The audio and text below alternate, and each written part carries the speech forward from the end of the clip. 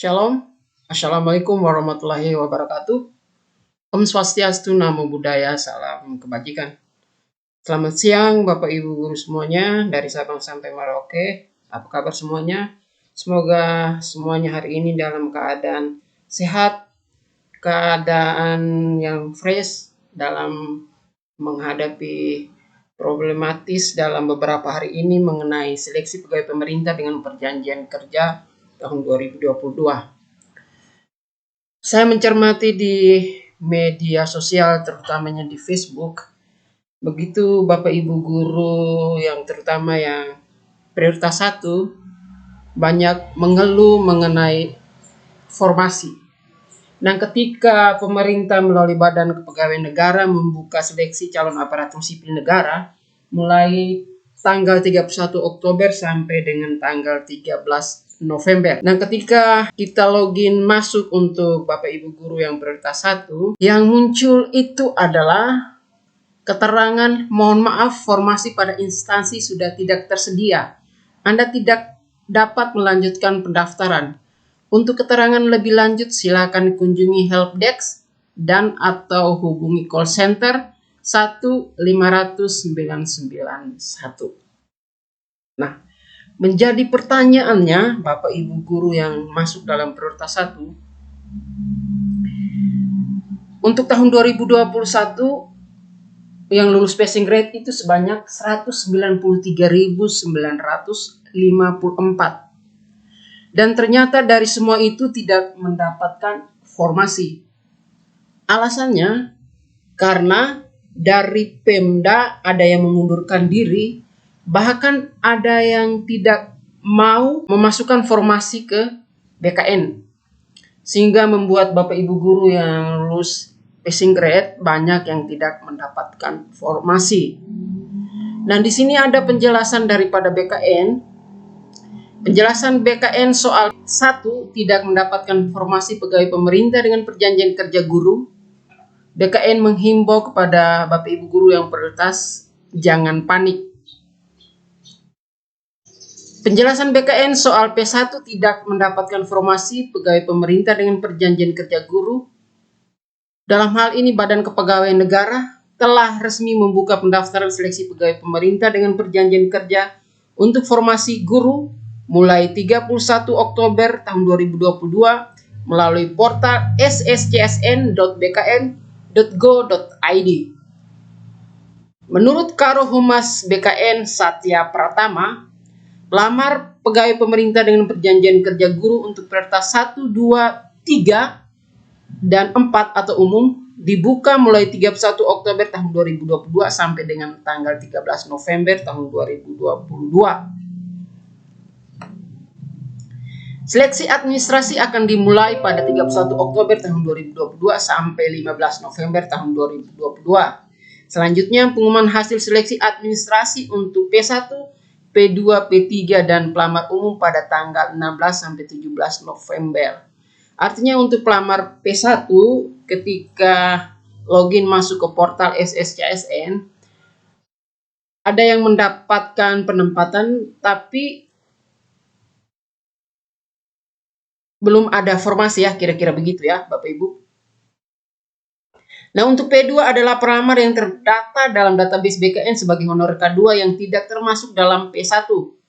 Prioritas ketiga ialah guru honorer yang tidak termasuk dalam non-ASN kategori pelamar 1 di satuan pendidikan yang diselenggarakan oleh pemerintah daerah dan memiliki keaktifan mengajar minimal 3 tahun atau setara dengan 6 semester pada Dapodik. Pelamar umum adalah lulusan PPG yang terdaftar pada database kelulusan pendidikan profesi guru di Kemendikbudristek dan atau pelamar yang terdaftar di Dapodik.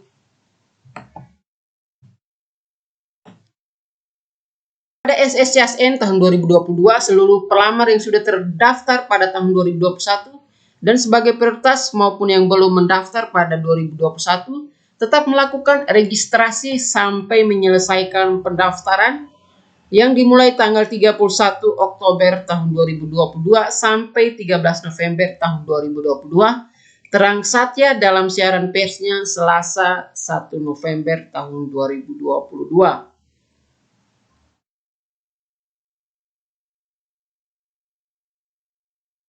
Nah, P1 bisa turun status, artinya P1 bisa turun statusnya menjadi P2.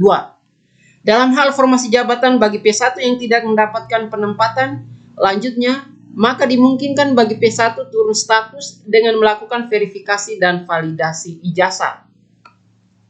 Tentunya dengan melihat linearitas mata pelajaran dan ijazah yang dimiliki, serta ketersediaan formasi pada jabatan yang baru, maka P1 dapat menjadi P2, P3, atau P4 ataupun pelamar umum. Prioritas 2, prioritas 3 akan dilakukan mekanisme seleksi observasi setelah Kementerian Pendidikan, Kebudayaan, Riset, dan Teknologi melakukan residu pada data P1. Jadi, Bapak Ibu yang tidak mendapatkan penempatan atau formasi, itu nanti ada status turun ke status 2. Ada penurunan status ya, jadi P1 ke P2. Nah, untuk P1 dan P2 ketika melakukan seleksi observasi, maka Kemendikbudristek berusaha untuk menyelesaikan dulu yang prioritas 1. Ketika prioritas 1 sudah selesai, ada sisa formasi, maka dilakukan untuk prioritas 2 maupun prioritas 3 dengan dilakukan mekanisme seleksi observasi. Khusus untuk pelamar P4 dapat memilih formasi setelah P2 dan P3 selesai. Jadi untuk pelamar umum, ketika formasi untuk P2 dan P3 tidak ada sisa, maka pelamar umum yang sudah mendaftar akunnya tidak melanjutkan untuk memilih formasi.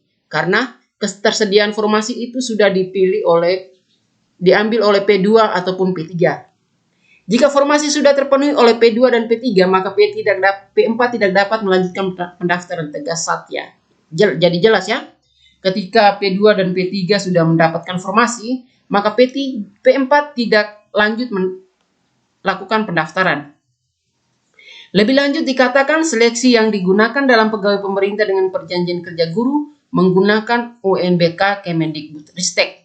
Jadi untuk pelamar umum atau P4 itu diseleksi menggunakan UNBK Kemendikbudristek. Data akan terentry dalam sistem pengolahan data SSCSN. Pengolahan nilai yang apabila hasilnya memenuhi passing grade beserta afirmasinya, maka akan ditandatangani secara digital maupun menggunakan digital signature dan dapat didownload serta diumumkan oleh masing-masing instansi.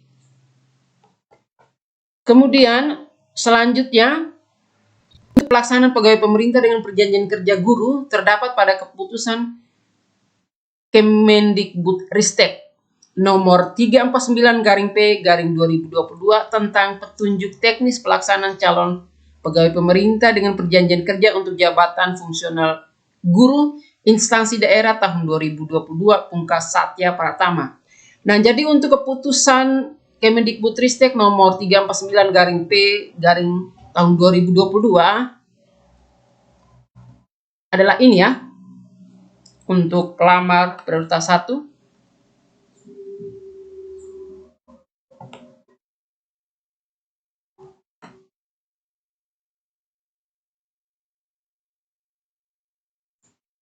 Nah, untuk pelamar prioritas 1 itu masuk di surat keputusan Kemendikbudristek bab 4, pelaksanaan seleksi kompetensi bagi pelamar prioritas. Nah, untuk seleksi dan penempatan bagi pelamar prioritas 1, seleksi kompetensi bagi pelamar prioritas 1 menggunakan kelulusan hasil seleksi tahun 2021 dan langsung ditempatkan pada satuan pendidikan sesuai dengan kebutuhan. Yang pertama, penanggung jawab penempatan. Penempatan pelamar prioritas 1 dilaksanakan oleh panitia seleksi pegawai pemerintah dengan perjanjian kerja jabatan fungsional guru Kemendikbudristek sebagaimana tercantum pada bab 2 huruf E angka 2. Oke, kita lihat pada bab 2 huruf E angka 2. Nah, jadi ini ya. Bab 2